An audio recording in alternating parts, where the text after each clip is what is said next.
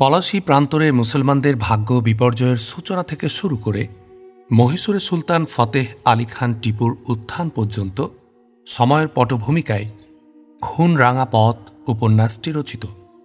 নওয়াব আলীবর্দী খানের শাসন আমলের যেসব ত্রুটি বিচ্যুতি দেশে অসংখ্য গাদ্দারের মাথা তুলবার সুযোগ করে দিয়ে বৃদ্ধ নওয়াবের ইন্তেকালের পর তার প্রাণাধিক প্রিয় দৌহিত্র তরুণ নওয়াব সিরাজউদ্দৌলার ভাগ্য বিপর্যয়ের পথ খোলাসা করেছিল, মূল লেখক তার একটি সুন্দর চিত্র পেশ করেছেন পাঠকদের সামনে। তার রচনার প্রধান বৈশিষ্ট্য ঐতিহাসিক সত্যকে তিনি বিকৃত করেননি কোথাও। ইসলামী জাহানের ইতিহাসে আমরা দেখি কোথাও কখনো সত্যিকার মুসলিম মুজাহিদ বাহিনীর পরাজয় প্রকৃতপক্ষে বিঘোষিত ইসলাম বিরোধী ভিন্ন ধর্মাবলম্বী মুসলমানদের হাতে ঘটেনি। বরাবরই তাদের পরাজয় ঘটেছে পার্থিব স্বার্থশিকারী সুযোগ সন্ধানী মুসলিম নামধারী দেশ ও ধর্মের সত্যিকার দুশ্মন গাদ্দারদের চক্রান্তের ফলে। পলাশী ও মহীশূরে তথা গোটা উপমহাদেশে মুসলমানদের ভাগ্য বিপর্যয় এবং বিদেশি ব্রিটিশ শাসন কায়েম হওয়ার মূলেও সেই একই ইতিহাস আমাদের জাতীয় কলঙ্কের কাহিনী। আজও তা থেকে আমাদের যথেষ্ট শিক্ষা লাভ করার প্রয়োজন রয়েছে। দুনিয়ার জাতিসমূহের উত্থান পতনের ইতিহাস চিরকালই পরবর্তী যুগের মানুষকে দেয় সঠিক অভ্রান্ত পথ নির্দেশ।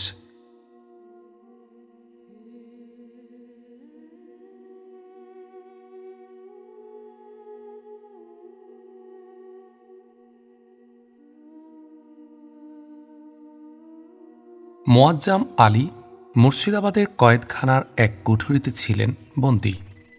তার অতীতের কাহিনী ছিল সেই আশা আকাঙ্ক্ষা আর উৎসাহ উদ্দীপনার কাহিনী, যার সমাপ্তি ঘটেছিল পলাশীর ময়দানে সিরাজউদ্দৌলার পরাজয়ের সাথে সাথে। এখন তার জীবনে ঘনিয়ে এসেছে এক ভয়াবহ নিবিড় অন্ধকার। এর আগেও তিনি মুর্শিদাবাদ থেকে বহু দূরে এক কয়েদখানায় ছিলেন বন্দী, কিন্তু তার অন্ধকার কুঠুরিতে সেদিন তার মনের পর্দায় ভেসে উঠত মুর্শিদাবাদের কল্পনার ছবি, আর তার প্রতি আনাচে কানাচে ছড়িয়ে পড়ত রংধনুর বিচিত্র রঙের ছটা। বর্তমানের দুঃখ দুর্ভোগ সেদিন তার মনে আনত ভবিষ্যতের হাসি, আনন্দের পয়গাম। বন্দি জীবনের অমানিসার অন্ধকার পর্দার ফাঁকে দেখা দিত আজাদির প্রভাত সূর্যের সোনালি রশ্মি। উড়িষ্যার সীমান্ত পারের কয়েদখানা ছিল তার চলার পথের এক মঞ্জিল, এবং তিনি বিশ্বাস করতেন যে একদিন তিনি সেই মঞ্জিল অতিক্রম করে পৌঁছবেন এক নতুন দুনিয়ায়। সেখানে তার অভ্যর্থনার জন্য প্রতীক্ষা করছে জীবনের হাসি আনন্দ। কিন্তু মুর্শিদাবাদে তার বন্দি জীবনের অমানিসা ছিল সেই প্রভাতী তারার হাসি থেকে বঞ্চিত, যা আধার রাতের মুসাফিরকে দেয় শুভে উম্মিদের পয়গাম। কুঠুরির দেয়ালে ছাদের কাছাকাছি একটা ছোট্ট ছিদ্র। গোড়ার দিকে সেই ছিদ্রপথে সূর্যের আলো এসে তাকে দিত আরেক নতুন দুনিয়ার পয়গাম। সেখানে তখনও জ্বলছে একটি আশার নিভু নিভু দ্বীপ। কল্পনায় তিনি অন্ধকার পার হয়ে চলে যেতেন তার জীবনের শেষ আশাস্থল একটি বাড়ির চার দেয়ালের ভিতরে, যেখানে একদিন শোনা যেত আনন্দের কলগুঞ্জন। সেই কামরাগুলোর চারদিকে ঘুরে বেড়াত তার মন। হঠাৎ বাড়ির কোনো কোণ থেকে এসে হাজির হতো ফারহাতের মুগ্ধকর রূপ। অমনি তিনি বলে উঠতেন, ফারহাত, ফারহাত, আমি এসেছি, আমি বেঁচে আছি, আমি তোমারই জন্য বেঁচে থাকতে চাই। নিঃসঙ্গ কয়েদখানায় তুমি ছিলে আমার প্রতি মুহূর্তের সঙ্গিনী। আমার স্বপ্ন, আমার আকাঙ্ক্ষা সবই ছিল তোমারই জন্য। আমার ভয় ছিল তুমি হয়তো কোথাও চলে গেছ, হয়তো তোমার সন্ধানে ঘুরে বেড়াতে হবে সারাটা জীবন। কয়েদখানায় যদি আমি তোমার কোনো খবর পেতাম ফরহাদ, আর আমরা এখানে থাকব না, মুর্শিদাবাদ থেকে দূরে কোথাও চলে যাব আমরা। সেখানে আমরা গড়ে তুলব এক নতুন দুনিয়া। তোমার সাথে থেকে একথা আমার মনে আসবে না যে আমি জীবন কাফেলার এক পিছিয়ে পড়া মুসাফির। আরও কয়েদি এলো কয়েদখানায়। তারা বলল, তার গ্রেফতারের পরদিন ফরহাদ তার বাপ মার সাথে মুর্শিদাবাদ থেকে হিজরত করে চলে গেছে নিরুদ্দেশের পথে। তারপর মোয়াজ্জেম আলীর কাছে তার কল্পনার আশা আকাঙ্ক্ষা হতাশার চাইতেও পীড়াদায়ক হয়ে উঠল। অচেনা মরুপথে, বনে, জঙ্গলে আর পাহাড়ি পথে খুঁজে বেড়াতে লাগলেন ফরহাদকে। কখনো দূরে দূরে বস্তির কুড়ে ঘরে, কখনো বা কোলাহলময় শহরে মহলে তার সন্ধান চলল। কখনো ফরহাদের মুগ্ধকর রূপ ক্ষণিকের তারার ঝলকের মতো ভেসে উঠত তার দৃষ্টির সামনে। কখনো বর্তমান ও ভবিষ্যতের ভয়াবহ খেলা থেকে কল্পনায় তার মন ছুটে পালাত অতীতের সুন্দর দিনে। কখনো আবার কল্পনা তাকে ফিরিয়ে নিয়ে যেত সেই সুখ নীড়ে যেখানে তিনি দেখেছিলেন জীবনের প্রথম হাসি আনন্দ। কখনো তার মন চলে যেত মহল্লার গলিপথে শৈশবের খেলার সাথীদের মাঝে। কয়েদখানার আগেকার জীবন তার কাছে যেন এক স্বপ্ন, যেমন মনোমুগ্ধকর তেমনি ভয়ানক। যে কম শতাব্দীর পর শতাব্দী ধরে শক্তি ও সৌভাগ্যের ঝান্ডা উড়িয়ে পতনের শেষ পর্যায়ে এসে দাঁড়িয়েছে, মোয়াজ্জেম আলী ছিলেন সেই কওমের লোক। বিশাল মোগল সালতানাত যখন খণ্ড বিখণ্ড হয়ে কেন্দ্র থেকে বিচ্যুত হয়ে গেছে, দেশব্যাপী মুসলমান ঐক্যহীন বিচ্ছিন্ন হয়ে গেছে, এমনই এক দুর্দিনে মোয়াজ্জেম আলী চোখ মেলেছিলেন দুনিয়ার কোলে। তৈমুরের বংশধরগণ আত্মরক্ষার যে শক্তিশালী দুর্গ গড়ে তুলেছিলেন তা তখন ধুলায় মিশে গেছে। দিল্লির তক্তের উপর আধিপত্য করার জন্য লোভী ভাগ্যান্বেষীদের কাহিনী তৈরি হয়ে রয়েছে। দেশের রাজনীতি তখন নীতিবর্জিত। নামে মাত্র বাদশাহ পরিণত হয়েছিলেন উজির, ওমরাহ ও পরিষদের হাতের দাবার ঘটিতে। ভাগ্যান্বেষীদের তলোয়ার তখন রক্তের তৃষ্ণায় আকুল। শাহী মসনদের পথে এক ভাগ্যান্বেষীর লাশ হয়ে উঠেছে অপরের কাছে ভাগ্যের সোপান। মিথ্যা শপথ, প্রতারণা, ষড়যন্ত্র ও হত্যা লাল কেল্লার সীমানার মধ্যে নিত্য নতুন কাহিনী রচনা করে চলেছে। লালকেল্লার বাইরে প্রত্যেক সুবাদার কখন তার নিজস্ব আজাদি ঘোষণার চেষ্টায় বিব্রত। কেন্দ্র ও সুবার মধ্যকার রাজনীতিও যেমন পীড়াদায়ক তেমনি রহস্যময়। বাদশাহ সালামত কখনো কখনো কোনো আমিরের তলোয়ারের ভয়, আবার কখনো তার খোসামদে বিভ্রান্ত হয়ে কোনো এক এলাকার সুবাদারি সনদ মঞ্জুর করেন তাকে। সুবার রাজধানীর দিকে যেতে যেতে পথে তিনি খবর পান যে শাহানশাহ অপর কোনো আমিরকে সুবাদারি সনদ দিয়েছেন এবং তিনিও লোক লস্কর নিয়ে সুবাই রাজধানীর পথে রওনা হচ্ছেন। প্রদেশের আমিরদের এক দল প্রথম পক্ষে, আরেক দল দ্বিতীয় পক্ষে ভাগ হয়ে গিয়ে লড়াই বাঁধাতেন। পরাজিত দলের রক্তে বিজয়ী দলের সুবাদারি সনদ মোহরাঙ্কিত হতো। কখনো এক ভাগ্যান্বেষী প্রচুর অর্থ দিয়ে সুবাদারি ফরমান পেতেন, আর তার প্রতিদ্বন্দ্বী আরও বেশি অর্থের বিনিময়ে নতুন করে হাসিল করতেন আরেক ফরমান। ঈসাই 1725 সালে দিল্লি সালতানাতের এক হুঁশিয়ার উজির নিজামুল মুলক আসফ জাহ চালবাজির বদৌলতে দক্ষিণ ভারতে আধিপত্য প্রতিষ্ঠা করলেন। প্রকাশ্যে তিনি ছিলেন দিল্লির নামেমাত্র বাদশাহ সুবাদার, আসলে তিনি ছিলেন দক্ষিণ ভারতের সর্বময় কর্তা। 1748 সালে নিজামুল মুলকের ওফাতের পর তার পুত্রেরা পরস্পরকে গলা কাটতে ব্যস্ত হলেন। নিজামুল মুলক প্রথম আসফ জাহের পূর্বপুরুষরা তাতারি হামলার আমলে খারেজম থেকে ভারতে এসেছিলেন। এমনই করে আরও এক খানদান তুর্কস্থান থেকে হিজরত করে এসেছিলেন এদেশে। আওরঙ্গজেব আলমগীরের আমলে এই খানদানের মোহাম্মদ জানে জাহান আনোয়ার উদ্দিন ছিলেন এক সাধারণ সরকারি কর্মচারী। আলমগীরের মৃত্যুর পর যখন ভাগ্যান্বেষীদের সুদিন দেখা দিল, তখন এই জানে জাহান খানে জাহান খেতাব নিয়ে কর্ণাটকের অধিপতি হয়ে বসলেন। ঈসাই 1749 সালে তার মৃত্যুর পর তার পুত্র মোহাম্মদ আলী ওয়ালাজাহ হলেন কর্ণাটকের নবাব। তখনকার দিনে বাংলা ও দক্ষিণ ভারতের উপকূল এলাকায় ইংরেজ বণিকদের কুঠি অস্ত্রাগারে পরিণত হচ্ছিল। দীর্ঘদিনের সংঘাতের পর ইংরেজ ও ফরাসি বণিকরা তাদের পর্তুগিজ ও ওলন্দাজ প্রতিদ্বন্দ্বীদের বিতাড়িত করল। এবার তারা তেজারতির সুযোগ সুবিধার চাইতে বেশি করে নজর দিতে শুরু করল রাজনৈতিক ক্ষমতা হাতে নেবার দিকে। দেশের ভিতরকার অনৈক্যের সুবিধা নিতে তারা দেরি করল না। কোনো প্রদেশে দুই ক্ষমতার দাবিদারের মধ্যে লড়াই বাঁধলে একদল ইংরেজদের সাহায্য হাসিল করত, অপর দল গিয়ে মিলত ফরাসিদের সাথে। দক্ষিণ ভারতে নিজামুল মুলক আসফ জাহের মসনদ অধিকার করেছিলেন যারা তারা কখনো ইংরেজদের কখনো ফরাসিদের হাতের কিড়নক হয়ে কাজ করতেন। কর্ণাটকের নবাব মোহাম্মদ আলী ওয়ালাজাহ ছিলেন ইংরেজদের রাজনৈতিক দাবা খেলার ঘুঁটি। ফরাসিরা ছিল কর্ণাটকের আর একদল ক্ষমতার দাবিদারদের সমর্থক।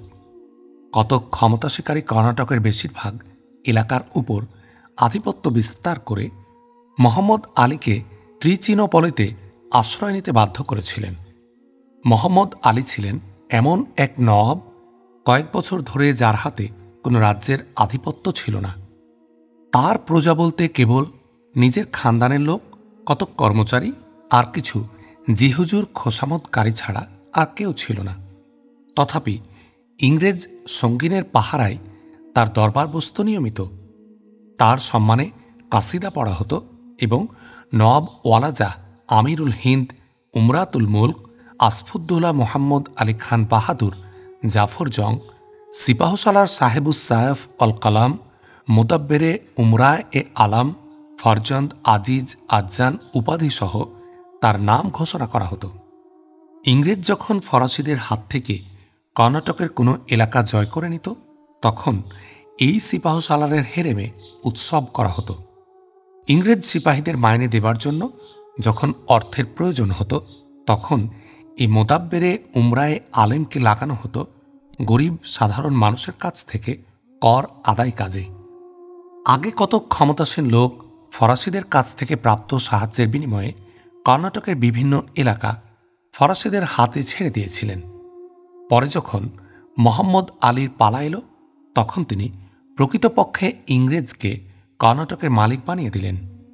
কর্ণাটক প্রকাশ্যে মোহাম্মদ আলীর শিকারভূমি হলেও সেখানে শিকার খেলবার অধিকার ছিল একমাত্র ইংরেজেরই হাতে।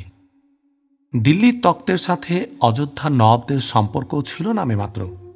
ইসাই 1741 সালে বাংলা, বিহার ও উড়িষ্যার আধিপত্য লাভ করলেন আলীবর্দী খান।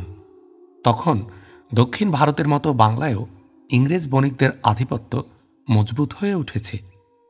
কিন্তু আলীবর্দী খান ছিলেন তীক্ষ্ণবুদ্ধি ও দূরদর্শী শাসক। তিনি ফিরিঙ্গি বণিকদের যে বাণিজ্যের অনুমতিপত্র দিয়েছিলেন, তার জরুরি শর্ত ছিল এই যে তারা তাদের তেজারতি এলাকায় কেল্লা বা আত্মরক্ষার জন্য চৌকি নির্মাণ করতে পারবে না। তখনকার দিনে হিন্দুস্তানে আরেক বড় শক্তি ছিল মারাঠা। মোগল সাম্রাজ্যের বিচ্ছিন্ন ভূখণ্ডগুলির উপর তারা নতুন করে আধিপত্য প্রতিষ্ঠার চেষ্টা করছিল। মোয়াজ্জেম আলী যখন দুনিয়ার কোলে চোখ মেললেন, তখন হিন্দুস্তান মারাঠা বর্গীদের এক বিস্তীর্ণ শিকারভূমিতে পরিণত হয়েছে। তার বাপ মাহমুদ আলী ছিলেন আলীবর্দী খানের রক্ষী বাহিনীর 500 ঘোড়সাওয়ার সিপাহসালার। মুর্শিদাবাদ শহরের বাইরে এক নতুন মহল্লায় মাহমুদ আলীর বাড়ির সামনে এক বড় জায়গিরদার মির্জা হোসেন বেগের বিরাট বাড়ি যেন একটি দুর্গ। বাড়ির 4 দেয়ালের মধ্যে অনেকগুলো থাকার ঘর ছাড়া আরও ছিল ঘোড়ার আস্তাবল, ভৃত্য ও পাহারাদারদের আলাদা আলাদা কামরা। মোয়াজ্জেম আলীর বাপ ফৌজি অফিসার হলেও হোসেন বেগের সামনে একটি সাধারণ মানুষের বেশি ছিলেন না। গোড়ার দিকে তাদের মধ্যকার সম্পর্ক ছিল কেবল সামাজিক ধরনের, কিন্তু তাদের ছেলেদের বন্ধুত্ব ধীরে ধীরে তাদেরকে পরস্পরের নিকটতর করে তুলল। হোসেন বেগের ছোট ছেলে আফজল বেগ মোয়াজ্জেম আলীর চাইতে 2 বছরের বড়, আর তার বড় ভাই মোয়াজ্জেম আলীর বড় ভাই ইউসুফ আলীর সমবয়সী। ছেলেবেলায় ইউসুফ ও মোয়াজ্জেম মহল্লার আর সব ছেলেদের মতো হোসেন বেগের হাবেলিতে গিয়ে দিনভর আসফ ও আফজলের সাথে খেলা করতেন। হাবেলির ভেতর এক সোনালি চুলওয়ালি ছোট্ট মেয়ে তার সখীদের সাথে খেলে বেড়াত। ছোট্ট মেয়েদের নির্দোষ কলকাকলি মোয়াজ্জেম আলীর খুবই ভালো লাগত। মেয়েটি আফজলের ছোট্ট বোন ফরহাদ। মাহমুদ আলী আর তার বিবি হোসেন বেগের খানদানের সামনে নিজেদেরকে ছোট মনে করতেন, কিন্তু তাদের ছেলেরা কারোর সামনে ছোট হয়ে না থাকে সেদিকে তাদের নজর ছিল। বরং হামেশা তাদের নজর থাকত যে হোসেন বেগের ছেলেদের মতো দামি পোশাক তাদের ছেলেদের না থাকলেও তারা সবসময় পরিচ্ছন্ন পোশাক পরে চলবে। আসফ ও আফজলকে যখন মুর্শিদাবাদের সবচেয়ে ভালো মক্তবে ভর্তি করা হলো, মাহমুদ আলী তখন ইউসুফ ও মোয়াজ্জামকেও পাঠিয়ে দিলেন সেই একই মক্তবে। তফাৎ ছিল এইটুকু যে আফজল ও আসফ গাড়িতে চড়ে যেতেন আর ইউসুফ ও মোয়াজ্জাম যেতেন পায়ে হেঁটে। তাদের বন্ধুত্ব আরও ঘনিষ্ঠ হলে আসফরা মোয়াজ্জাম ও তার ভাইকে পিড়াপিড়ি করে গাড়িতে তুলে নিতেন। হোসেন বেগের বাড়িতে ছেলেদের পড়াবার জন্য ছিল একজন মোটা মাইনের ওস্তাদ। মাহমুদ আলী অবসর মতো তার ছেলেদের নিজেই পড়াতেন। ওমরার ছেলেদের মক্তবের শিক্ষার সাথে সাথে ফৌজি শিক্ষা দেওয়াও ছিল জরুরি। আসফ ও আফজল বড় হয়ে উঠলে তাদের ফৌজি শিক্ষা দেওয়ার জন্য একজন বিচক্ষণ ফৌজি অফিসারকে নিযুক্ত করা হলো। তিনি তাদের শাহ সাওয়ারি, তীরন্দাজি ও নেজাহবাজি শিখাতেন, কিন্তু মাহমুদ আলী এ কাজের জন্য অপর কোনো লোকের সাহায্য নেয়ার দরকার বোধ করতেন না। ঘোড়সাওয়ারি এবং তলোয়ার, তীর ও বন্দুক চালনায় তার সমকক্ষ লোক মুর্শিদাবাদে কমই ছিল। তার ঘরে ইরানি মকমলের গালিচা ছিল না, কিন্তু আস্তাবলে ৩-৪টি আরবি ঘোড়া ছিল। সোনাচাঁদির বাসনপত্র তার ছিল না, কিন্তু তার নিজস্ব অস্ত্রাগারের তলোয়ার, বন্দুক নিয়ে তিনি গৌরব করতে পারতেন। ব্যস্ত জীবনের ফাঁকে ফাঁকে খানিকটা সময় করে নিয়ে তিনি ছেলেদের ঘোড়ায় চড়িয়ে নিয়ে যেতেন শহরের খোলা ময়দানে। মির্জা হোসেন বেগের কুতুবখানায় ছিল অসংখ্য পুঁথিপত্র। তিনি যতটা পড়তেন তার চেয়ে বেশি বন্ধু বান্ধবকে দেখাতেন। মোয়াজ্জেম আলীর ছিল বই পড়ার শখ। আফজল বেগের কাছ থেকে বইপত্র ধার নিয়ে তিনি পড়তেন। একদিন তিনি যখন গেছেন সেখানে, তখন আফজল ও আসফ বেগ দেওয়ানখানার বাইরে এক গাছতলায় বসে বৃদ্ধ ওস্তাদের কাছ থেকে পাঠ নিচ্ছেন। তাদের পড়াশোনায় মগ্ন দেখে মোয়াজ্জেম আলী কর্তব্য স্থির করতে না পেরে খানিকটা দূরে দাঁড়িয়ে রইলেন। হঠাৎ ওস্তাদ তাকে দেখে বললেন, তুমি কি দেখছো ভাই? এ তো খেলার সময় নয়, পড়ার সময়, এখন চলে যাও। মোয়াজ্জেম আলী এ কথা আশা করেননি। কি করবেন স্থির করতে না পেরে তিনি খানিকক্ষণ দাঁড়িয়ে রইলেন। আফজল তাকে দেখে ওস্তাদকে বললেন, ও বই নিতে এসেছে, আমায় ইজাজত দিন, আমি এখনই ফিরে আসছি। ওস্তাদের খেলাধুলায় ব্যস্ত ছেলেদের প্রতি যেমন ছিল বিদ্বেষ, তেমনি পড়াশোনার কথা শুনলে তিনি খুশি হতেন। তিনি আরেকবার মোয়াজ্জেম আলীর দিকে তাকিয়ে আফজলকে লক্ষ্য করে বললেন, আচ্ছা যাও, কিন্তু জলদি ফিরে এসো। আফজল বেগ উঠে মোয়াজ্জেম আলীর সাথে চলে গেলেন। দেওয়ানখানার দীর্ঘ বারান্দা পার হয়ে তারা প্রশস্ত কামরাটির একটা দরজা ভিতর বাড়ির প্রাঙ্গণের দিকে খোলা। কামরায় সেগুন কাঠের সুন্দর আলমারিতে অসংখ্য বইপত্র সাজানো। আফজল বললেন, তুমি ধীর স্থির হয়ে বই দেখে নাও, আমি উস্তাদের কাছে যাচ্ছি। আফজল বেগ কামরা থেকে বেরিয়ে গেলেন। মোয়াজ্জেম আলী আগেও বহুবার এই কামরায় এসেছেন। বইপত্র দেখে নিতে তার বেশি সময় লাগল না। 15 মিনিট পর 2খানা আরবি ও 3খানা ফরাসি কিতাব নিয়ে তিনি বেরিয়ে পড়লেন।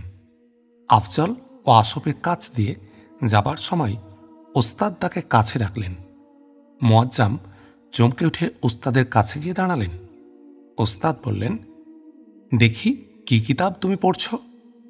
মোয়াজ্জেম কিতাবগুলো তার হাতে দিলেন। ওস্তাদ একে একে সবকটি কিতাব খুলে দেখে অবাক হয়ে বললেন, এসব কিতাব তুমি পড়তে পারো? জি হ্যাঁ। আমি জানতে চাই, এগুলো পড়ে তুমি বুঝতে পারো? জি হ্যাঁ। আচ্ছা, আমি তোমার পরীক্ষা নেব। বলে এক আরবি কিতাব খুলে ওস্তাদ মোয়াজ্জেম আলীর দিকে বাড়িয়ে দিয়ে বললেন, পড়ে শোনাও তো। মোয়াজ্জেম খানিকটা পড়ে শোনালে ওস্তাদ তর্জমা করতে বললেন। মোয়াজ্জেম বিনা অসুবিধায় হুকুম তামিল করলেন। ওস্তাদ প্রশ্ন করলেন, তুমি কোথায় পড়ো? আমি আফজলের সাথে পড়ি। কোথায় থাকো তুমি? এই মহল্লায়, এই বাড়ির ঠিক সামনে। তুমি তুমি মাহমুদ আলী খানের ছেলে? জি হ্যাঁ। ওস্তাদ কি যেন বলতে যাচ্ছিলেন, এর মধ্যে পেছন থেকে আওয়াজ শোনা গেল, এটি কে? ওস্তাদ ফিরে তাকিয়ে উঠে দাঁড়ালেন। আপনি তশরিফ রাখুন। মির্জা হোসেন বেগ সামনে এসে বললেন, আর এটি বুঝি মাহমুদ আলীর ছেলে? জি হ্যাঁ, এখনই এর সাথে আমার পরিচয় হলো। খুব বুদ্ধিমান ছেলে। দেখুন না, আপনার কুতুবখানা থেকে সত্যিকার ফায়দা নিচ্ছে এই ছেলেটি। আপনার এজাজত পেলে সাহেবজাদাদের সাথে একেও আমি পড়াব। এ তো খুব খুশির কথা। গরিব ছেলেরাই মেহনতি হয়ে থাকে। আমার বিশ্বাস এ ধরনের ছেলের সাথে বন্ধুত্ব আশফ ও আফজলের জন্য ভালোই হবে। এই কথা বলে হোসেন বেগ মোয়াজ্জম আলীকে বললেন, মক্তব ছুটির পর তুমি এখানে চলে এসো। মাহমুদ আলীকেও আমি বলবো। জি, বহুত আচ্ছা বলে মোয়াজ্জম আলী কৃতজ্ঞ দৃষ্টিতে তাকিয়ে মাথা নত করলেন। আসফ বললেন, আব্বাজান মোয়াজ্জমের বড় ভাই ইউসুফ আলী আমার সহপাঠী। আপনার ইজাজত পেলে সেও এখানে আসবে। হোসেন বেগ জবাব দিলেন, তোমার ওস্তাদের আপত্তি না থাকলে আমার ইজাজত রইল। ওস্তাদ বললেন, জি, আমার কোনো আপত্তি নেই। অন্দরবাড়ির ফটক থেকে এক ভৃত্য বেরিয়ে এসে হোসেন বেগকে সালাম করে ওস্তাদকে প্রশ্ন করল, জনাব শের আলী খান সাহেব জানতে চাচ্ছেন সাহেবজাদারা কখন ছুটি পাবেন। ওস্তাদ জবাব দিলেন, আজকের কাজ শেষ হয়ে গেছে, এখন তারা যেতে পারেন। আফজল বললেন, মোয়াজ্জাম তুমি এসো, আমরা আজ পিস্তল চালানো অভ্যাস করব। দ্বিধাকুণ্ঠিত মোয়াজ্জাম আলী বন্ধুদের সাথে চললেন। হোসেন বেগ ওস্তাদকে বললেন, আসুন, আপনিও আজ আপনার ছাত্রদের নিশানা দেখবেন। ওস্তাদের নাম আব্দুল কুদ্দুস। মুর্শিদাবাদের কয়েকজন বিশিষ্ট আলেমের মধ্যে তিনি একজন। হোসেন বেগের সাথে তিনি বাইরে ফৌজি ওস্তাদকে দেখতে পেলেন। তাদের দেখে ওস্তাদ এগিয়ে এলেন। হোসেন বেগ বললেন, আমরা আপনার শাগরেদদের নিশানা দেখতে এসেছি। শের আলী বললেন, সে আমার সৌভাগ্য। আমার বিশ্বাস আমার শাগরেদরা আপনাদের হতাশ করবেন না। চলুন। হোসেন বেগ বললেন, শের আলী, এ হচ্ছে মাহমুদ আলীর ছেলে।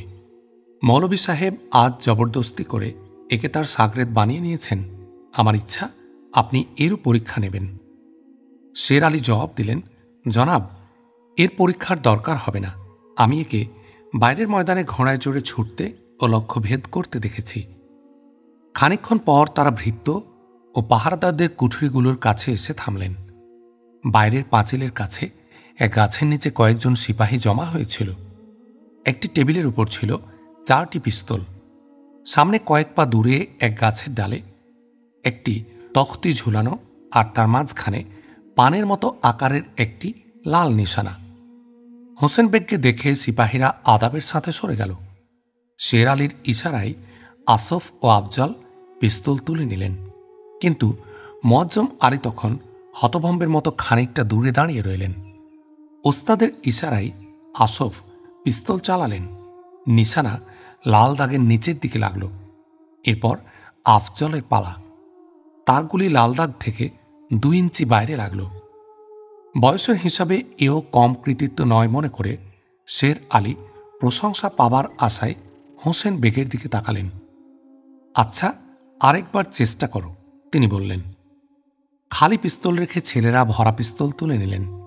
আফজলের দ্বিতীয়বারের লক্ষ্য আরও ভালো হলো, কিন্তু আসফের হাত নড়ে যাওয়ায় গুলি তখতি না ছুঁয়েই চলে গেল। 2 জন সিপাহী খালি পিস্তল ভরে দিচ্ছে। আসফ তার লজ্জা ঢাকবার জন্য খালি পিস্তল রেখে ভরা পিস্তল হাতে তুলে নিলেন। এবার তার গুলি নিশানায় লাগল। তারপর যখন আফজলের পালা, তখন তিনি ভরা পিস্তল তুলে নিয়ে নিজে গুলি না ছুঁড়ে মোয়াজ্জম আলীর হাতে দিয়ে বললেন, এবার তোমার পালা। মোয়াজ্জম খানিকক্ষণ চুপ থেকে হাতের বইপত্র এক সিপাহীর হাতে দিয়ে পিস্তল তুলে নিলেন। হোসেন বেগ বললেন, দেখো সাহেবজাদা, কাউকে জখম করে দিও না যেন। মোয়াজ্জম আলী এগিয়ে গেলেন। নিশানার দিকে একবার তাকিয়ে হঠাৎ পিস্তল ওলা হাত উপরে তুলতে চোখের পলকে লাল নিশানার ঠিক মাঝখানে একটি ছিদ্র হয়ে গেল। মোয়াজ্জম আলী খালি পিস্তল টেবিলের উপর রেখে সিপাহীর হাত থেকে বইপত্র নিয়ে একদিকে সরে দাঁড়ালেন। হোসেন বেগ এগিয়ে এসে তার পিঠ চাপড়ে দিয়ে বললেন, সাবাস, তোমার নিশানা তো খুব ভালো। জি, আমার ভাইয়ের নিশানা আমার চাইতে আরও ভালো। হোসেন বেগ টেবিল থেকে একটি পিস্তল তুলে মোয়াজ্জম আলীর দিকে বাড়িয়ে দিয়ে বললেন, তুমি পুরস্কার পেলে এই পিস্তল। যখন বড় হয়ে তুমি লড়াইয়ের ময়দান থেকে মাথা উঁচু করে ফিরে আসবে, সেদিন আমার অস্ত্রাগারের শ্রেষ্ঠ বন্দুক ও আমার আস্তাবলের সবচাইতে ভালো ঘোড়া আমি তোমায় পুরস্কার দেব। এই ঘটনার 3 দিন পর হোসেন বেগের বাড়িতে মুর্শিদাবাদের বড় বড় ওমরাহ দাওয়াত পেয়েছেন। প্রথমবার মাহমুদ আলী তাদের সাথে এক দস্তরখানে বসবার সৌভাগ্য লাভ করেছেন। 1 সপ্তাহ পরে হোসেন বেগের বিবি শহরের বড় বড় মেয়েদের দাওয়াত দিলেন। মোয়াজ্জম আলীর মা আমিনাও দাওয়াত পেলেন। হোসেন বেগের বিবি প্রকাশ্যে তার সাথে বেশ আন্তরিকতার সাথে আলাপ করলেন, কিন্তু উঁচু স্তরের বেশিরভাগ মেয়ের তা পছন্দ হল না। মেজবানের প্রকাশ্যে আন্তরিকতার পরিচয় পেলেও আমিনা এ সত্য অনুভব না করে পারলেন না যে ছোট ছোট ছেলেদের বন্ধুত্ব এবং তাদের বাপমার দাওয়াত ও দেখা সাক্ষাৎ তাদের মধ্যেকার দূরত্ব মুছে ফেলতে পারে না। ফরহাতের বয়স তখন 8 বছরের কাছাকাছি। সে অপরূপ সুন্দরী।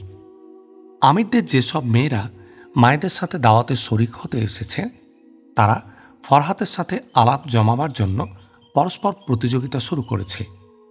বয়স্ক মেয়েরাও তার রূপ, সৌন্দর্য ও লেবাস দেখে মুগ্ধ। ফরহাত কাউকে খালাজান, কাউকে চাচিজান বলে সালাম জানিয়ে দোয়া নিয়ে বেড়াচ্ছে। আমিনার কোনো মেয়ে নেই। তিনি বারবার তার দিকে স্নেহের দৃষ্টিতে তাকাচ্ছেন, কিন্তু ফরহাত তার দিকে মনোযোগ দিচ্ছে না। একবার তার মা বললেন, ফরহাত, তুমি তোমার খালাকে সালাম করলে না?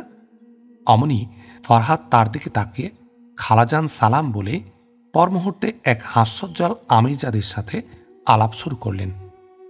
আমিনার অন্তর থেকে তার প্রতি হাজারো শুভেচ্ছা উচ্চারিত হল। এই হাস্য মুখরা সুন্দরী মেয়েটিকে তিনি পয়লা নজরে নিজের মেয়ের মতো স্নেহ করে ফেলেছেন। তিনি যদি তাকে আর সব মহিলাদের মতো কাছে টেনে নিতে পারতেন, যদি তার সাথে মন খুলে আলাপ করতে পারতেন, তার সোনালি চুলের উপর হাত বুলাতে পারতেন, তিনি কেবল তার উজ্জ্বল চোখের দিকে তাকাতে লাগলেন। হাসলে তার মতির মতো চকচকে দাঁতগুলি তার নজরে আসতে লাগল।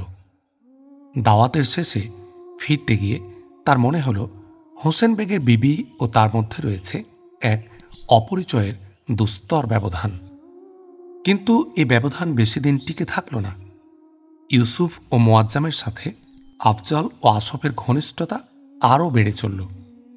আগে তারা যখন স্কুলে যাবার জন্য গাড়িতে চড়ে বাড়ি থেকে বেরোতেন, তখন ইউসুফ ও মোয়াজ্জাম তাদের জন্য দেউড়ির সামনে অপেক্ষা করতেন। এখন তাদের কখনো দেরি হলে আসফ ও আফজল তাদের দরজায় এসে গাড়ি দাঁড় করিয়ে তাদেরকে ডেকে নেন। দুই বাড়িতেই ছেলেদের মুখে বারংবার শোনা যেতে লাগল পরস্পরের তারিফ। 1.5 মাস পর আমিনা যখন দ্বিতীয়বার হোসেন বেগের বাড়িতে গেলেন, তখন আফজলের মা পুরোপুরি মন খুলে তার সাথে আলাপ করলেন। দুজনে নিজের ছেলেদের ছোটবেলাকার ঘটনা শোনাতে লাগলেন। ফরহাত মনোযোগ দিয়ে শুনতে লাগলেন তাদের কথা। আমিনা যখন ইউসুফ ও মোয়াজ্জামের দুর্দান্তপনার কথা বলছেন, ফরহাত তখন হেসে লুটোপুটি খাচ্ছে। দিন আসে দিন যায়। কৈশোর অতিক্রম করে যৌবনের প্রথম ধাপে পা দিতেই মোয়াজ্জম আলীর বড় ভাই ইউসুফ ও হোসেন বেগের 2 পুত্র সেনাবাহিনীতে ভর্তি হলেন। ইউসুফ 1 বছর চাকরি করে 50 ঘোড়সাওয়ারের অফিসার হয়ে গেলেন। আসফ ও আফজলদের খানদানি প্রভাব ছিল শাহী দরবারের উপর, তাই তাদের উন্নতি হতে লাগল দ্রুত গতিতে। 1 বছর চাকরি করে আসফ 200 ঘোড়সাওয়ার ও আফজল 100 ঘোড়সাওয়ারের অধিনায়ক হয়ে গেছেন। মোয়াজ্জম আলীর বাপ মাহমুদ আলী তখন উন্নতি করে হয়েছেন 1000 রক্ষী সৈনিকের অফিসার। তাই ইউসুফের তরক্কির পথও নিশ্চিত। কিন্তু মোয়াজ্জেম আলীর ভবিষ্যৎ সম্পর্কে আগে তিনি যতটা আশান্বিত হয়েছিলেন, এখন ততখানি পেরেশান হয়ে পড়েছেন। মোয়াজ্জেম আলী ফৌজে ভর্তি হতে অস্বীকার করেছেন। তার কারণ অবশ্য এই নয় যে তার ভিতরে সিপাহীসুলভ প্রবণতার অভাব রয়েছে। মাহমুদ আলী জানতেন যে সৈনিক জীবনের যাবতীয় গুণ রয়েছে তার পুত্রের মধ্যে। শক্তি, সাহস, উৎসাহ, উদ্দীপনা ছাড়াও তার ভিতরে রয়েছে অসাধারণ বিচারবুদ্ধি ও নেতৃত্বসুলভ গুণের সমাহার। পুঁথিপত্রের দিকে আকর্ষণ সত্ত্বেও তিনি ভালোবাসেন সৈনিক জীবন। রোজ ভোরবেলা ঘোড়ায় চড়া, নিজাবাজি ও নিশানাবাজির অভ্যাস করেন নিয়মিত। সাঁতার কেটে দরিয়া পার হওয়া তার কাছে অতি মামুলি ব্যাপার। শিকারেও তার শখ রয়েছে। এ যাবৎ 3টা বাঘ ও 5টা চিতা তার হাতে খতম হয়েছে। মাহমুদ আলী যখন ফৌজে ভর্তি হবার কথা তোলেন, তখনই তা এড়িয়ে যাবার জন্য বলেন, আব্বাজান, আমার উপর চাপ দেবেন না, আমায় ভাববার সুযোগ দিন। এখনও আমার লেখাপড়া শেষ হয়নি, এখনও অনেক কিছু তো শিখবার বাকি রয়েছে। আমিনা বরাবরই পুত্রের পক্ষে কথা বলেন। তিনি বলেন, মোয়াজ্জেম আলীকে নিয়ে আপনি কেন এতটা পেরেশান হচ্ছেন? কতই বা বয়স হল ওর? মোয়াজ্জেম আলীর বেশিরভাগ সময় কাটে আব্দুল কুদ্দুসের সাথে। একদিন মাহমুদ আলী তার কাছে গিয়ে অভিযোগ করলেন, দেখুন কেবলা, মোয়াজ্জেম আলীর ভবিষ্যতের উপর আমার খুবই আশা ছিল। আমি মনে করতাম আপনার শিক্ষা পেয়ে তার ভিতরে আল্লাহর দেয়া গুণগুলো আরও উজ্জ্বল হয়ে উঠবে। কিন্তু তার বর্তমান অবস্থায় আমি যার পর্নায় হতাশ হয়ে পড়েছি। আমি ভাবতাম সে হবে সিপাহসালার, কিন্তু এখন দেখছি কিতাবপত্র ছাড়া আর কোনো দিকে তার আকর্ষণ নেই। আমার যথেষ্ট জমিজমা থাকলে তাকে ঘরে বসিয়ে রাখতে আমার আপত্তি হতো না, কিন্তু আপনি ওকে একটু বুঝিয়ে বলুন। আব্দুল কুদ্দুস আস্থা সহকারে জবাব দিলেন, মোয়াজ্জেম আলীকে নিয়ে আপনার হতাশ হওয়া উচিত হবে না। আমার বিশ্বাস দুনিয়ায় তার সুনাম থাকবে। সালতানাতের সিপাহীর তলোয়ার ছাড়া আলেমের কলমেরও প্রয়োজন হয়ে থাকে। আপনি কথা কেন চিন্তা করেন না যে শহরের কাজী অথবা কোনো সুবার শাসনকর্তা হওয়ার জন্য মোয়াজ্জেম আলী পয়দা হয়েছে? লেখাপড়ার যে শখ তার রয়েছে তা পুরো করবার সুযোগ দিন। তার খোদা প্রদত্ত প্রতিভার উপর আমার বিশ্বাস রয়েছে। এতটা বুদ্ধি তার রয়েছে যে নিজের ভবিষ্যৎ সম্পর্কে চূড়ান্ত মীমাংসা সে নিজেই করতে পারবে। আপনার কোনো ফয়সালা ওর উপর চাপিয়ে দেবার চেষ্টা করলে অন্যায় করা হবে। যদি সে স্বেচ্ছায় সৈনিক পছন্দ করে নাই, তাহলে সেক্ষেত্রেও ইজ্জত ও খ্যাতির মঞ্জিলে পৌঁছতে তার দেরি হবে না। মাহমুদ আলী আশ্বস্ত হয়ে বললেন, মোয়াজ্জেম আলীকে নিয়ে আমি হতাশ হইনি, কিন্তু তার সাথীরা সবাই ফৌজে সামিল হয়ে গেছে বলেই লোকে আমায় নিন্দা করে। লোকের কথায় পরোয়া করবেন না। যে নওজোয়ান নিজের পথ নিজেই খুঁজে নেয়, জীবনের একটা ভাগ তাকে অপরের নিন্দা শুনতে হয়। আব্দুল কুদ্দুসের সাথে দীর্ঘ কথা কাটাকাটির পর মাহমুদ আলীর পেরেশানি কিছুটা দূর হল। এরপর প্রশ্ন করলে তিনি জবাব দিতেন, মোয়াজ্জেম আলী আলেম হয়েছে। আমার বিশ্বাস সে তার কলম দিয়েই বাংলার বেশি করে খেদমত করতে পারবে।